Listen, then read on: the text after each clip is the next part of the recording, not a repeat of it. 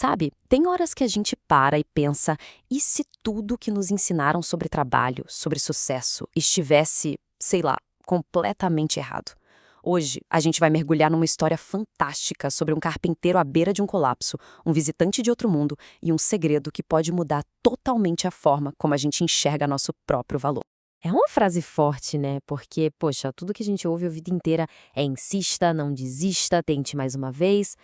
Mas e se a verdadeira solução for justamente o contrário? E se for simplesmente parar? Pois é, e essa é a história de Adrian Morales. Um cara que, olha, no pior momento da vida dele, recebeu essa mensagem que parecia impossível e, contra toda a lógica, decidiu dar uma chance e ouvir. Mas para a gente entender essa virada de chave, a gente precisa primeiro sentir o que ele sentiu, entender a dor. E olha, os números por trás do colapso do Adrian, eles falam por si só. Primeiro, a idade, 57 anos. Pensa bem, uma idade em que a maioria das pessoas já está planejando a aposentadoria, certo? Ele não. Ele estava encarando um recomeço do absoluto zero. E não é que ele era um novato, foram 32 anos. 32 anos de lealdade a um único emprego no armazém, acordando todo santo dia às 4h30 da manhã. Uma vida inteira de dedicação. Aí, quando esse emprego sumiu, ele fez o que qualquer um de nós faria, certo? Foi atrás de outro, mandou currículo. 47 vezes. E 47 vezes a resposta foi nada. Silêncio total. E para fechar a conta, esse é um número que dói. $342 no banco. Só isso. Com o aluguel atrasado, a insulina da esposa quase no fim, era isso que separava a família dele do desastre completo. E foi ali, no silêncio de uma cozinha, 2 da manhã, que ele desabou. Sabe, não era só um pedido de ajuda. Era o som de uma alma se partindo, um desespero tão grande que ele só implorava por uma direção, qualquer uma que fosse. E acredite, uma resposta veio. Só que não do jeito que ninguém poderia esperar. De repente, o ar na cozinha ficou pesado, diferente. Adrian percebeu que não estava mais sozinho. O que esse visitante revelou foi uma mentira fundamental. Uma mentira que a gente ouve a vida toda. De um lado tem o caminho que o sistema ensina. Corra atrás de emprego, implore para te darem valor, brigue por migalhas, basicamente acredite que é um chefe que decide o quanto você vale. Mas do outro lado tem a verdade do universo, como ele disse, e ela é bem diferente. Crie o seu próprio valor. Pare de correr atrás. E aí os recursos começam a vir até você, porque o seu valor já existe, já está aí dentro. E então veio a ordem, a instrução central, que era ao mesmo tempo simples e apavorante. Era só isso. Pare. Pare de procurar emprego. Pare de fazer a única coisa que ele achava que devia fazer. Pare de jogar o jogo que tinha esmagado ele.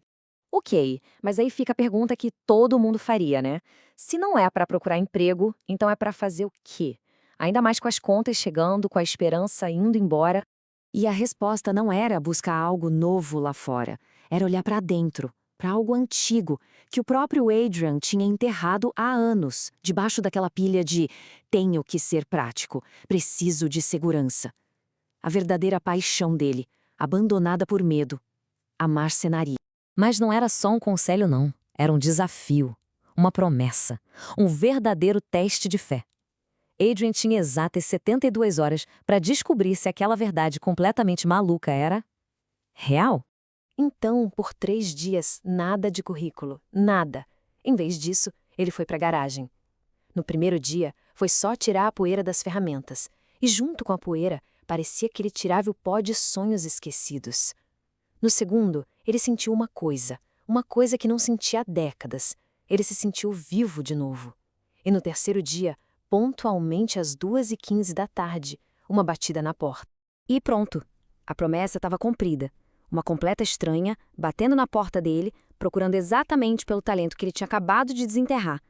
Para o Adrian, naquele momento, foi como se a realidade antiga tivesse quebrado e uma nova estivesse se formando bem ali, na sua frente. Aquela visita, claro, virou uma encomenda. E a encomenda trouxe o dinheiro que ele precisava desesperadamente. Mas o mais incrível não foi isso. A verdadeira transformação na vida do Adrian foi muito, muito mais fundo. $8.000. Essa foi a primeira encomenda. Imagina só, mais dinheiro do que ele sonhava em ver por um bom tempo. Era prova física, real, de que aquele salto de fé tinha valido a pena. Mas é aqui que está o pulo do gato, a verdadeira lição. O dinheiro foi a consequência, não o prêmio. O grande milagre foi outro. Quando o Adrian parou de se enxergar como um currículo, um candidato a emprego, ele finalmente se lembrou de quem ele era, de verdade. Um criador. E a história podia muito bem acabar aqui, certo? Mas não. Adrian logo descobriu que o que aconteceu com ele não foi um caso isolado. Ele fazia parte de uma corrente, de algo muito, muito maior. Lá na garagem, junto com as ferramentas, tinha outra coisa, um diário antigo. E folheando aquelas páginas amareladas, ele se deu conta. Ele não era o primeiro. Havia dezenas de outras histórias de mais de um século e todas contavam a mesma coisa, o mesmo encontro, a mesma mensagem. Desde um celeiro lá no Nebraska em 1891 até uma padeira em Atlanta no ano passado. Ele era só mais um elo nessa corrente gigantesca. E aquele diário revelava mais do que histórias. Revelava um padrão, um ciclo. Primeiro, um criador é quebrado pelo sistema. Segundo, um mensageiro aparece com a verdade. Terceiro, o criador abraça de novo o seu dom, a sua arte. E quarto, a liberdade vem com uma missão: encontrar a próxima pessoa que está se afogando e passar a mensagem adiante.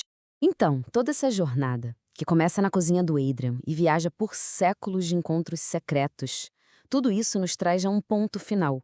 Uma conclusão que é, na verdade, bem pessoal. No fim das contas, essa história não é sobre acreditar em ETs ou diários secretos. É sobre algo bem mais real. Reconhecer uma verdade. O sistema nos treina para correr atrás, para perseguir, e muitas vezes isso só nos deixa esgotados. A reflexão que fica é: que talento foi deixado de lado? Que paixão foi guardada na gaveta em nome do que é prático? O mundo insiste para que a gente persiga. A pergunta que essa história deixa no ar é: o que a gente vai construir?